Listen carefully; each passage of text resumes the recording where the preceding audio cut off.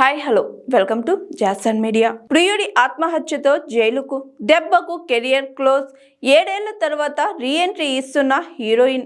బాలీవుడ్ ఇండస్ట్రీలో సంచలనం సృష్టించిన ఘటన సుశాంత్ సింగ్ రాజ్పుత్ మరణం.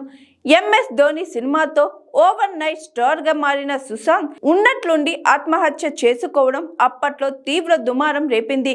ఈ కేసులో హీరోయిన్ రియా చక్రవర్తిని అదుపులోకి తీసుకున్నారు పోలీసులు. సుశాంత్ సింగ్ మృతి కేసులో కొన్ని నెలల పాటు రియా జైలు జీవితం గడిపింది. దాదాపు 5 సంవత్సరాలు ఆమె ఎన్నో నిందలు మోసింది. చివరకు ఈ కేసులో నిర్దోషిగా బయటకు వచ్చింది. గతేడాది CBI ఈ కేసును క్లోజ్ చేయడంతో ఆమెకు ఉపశమనం లభించింది. అయినప్పటికీ సోషల్ మీడియాలో రియాకు మాత్రం పూర్తిగా నెగటివిటీ తగ్గలేదు. ఆమె చేసిన ప్రతి పోస్టుకు నెగటివ్ కామెంట్స్ వచ్చాయి. అలాగే గత 5 ఏళ్ళు ఒక సినిమా చేయలేదు. ఇప్పుడు రియాకు OTTలో ఛాన్స్ వచ్చినట్లు తెలుస్తుంది. తాజాగా ఈ అమ్మడు ఫ్యామిలీ బిజినెస్ వెబ్ సిరీస్ లో నటించే ఛాన్స్ అందుకున్నట్లు తెలుస్తుంది. ప్రముఖ OTT ప్లాట్ఫామ్ నెట్ఫ్లిక్స్ లో ఈ సిరీస్ స్ట్రీమింగ్ కానుంది. తాజాగా విడుదలైన టీజర్ ఆకట్టుకుంది.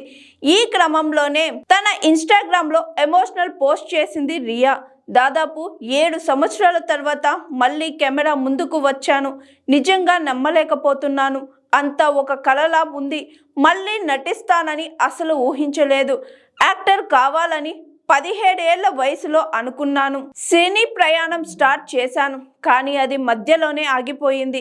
అవకాశాలు రాలేదు. నటనకు ముగింపు పలుకుదామని అనుకున్నాను, కానీ ఇప్పుడు మళ్ళీ అవకాశం వచ్చింది. ఇప్పుడు ఎన్నో మార్పులు. ఇదంతా బాగుందో అంటూ రాసుకొచ్చింది. నా జీవితంలో ఇది 2వ చాప్టర్ అని రియా షేర్ చేయగా ఆమెకు శుభాకాంక్షలు చెబుతూ కామెంట్స్ చేస్తున్నారు. వీడియో జాకీగా కెరియర్ స్టార్ట్ చేసిన ఈ అమ్మడు హిందీలో పలు చిత్రాల్లో నటించింది. తెలుగులో తూనీగా సినిమాతో కథానాయికగా పరిచయం అయింది. మేరే డాడీకి Maruti, Sonali cable, bank Chor, of girl friend, Jalebi వంటి చిత్రాలతో పాపులర్ అయ్యింది రియా చక్రవర్తి.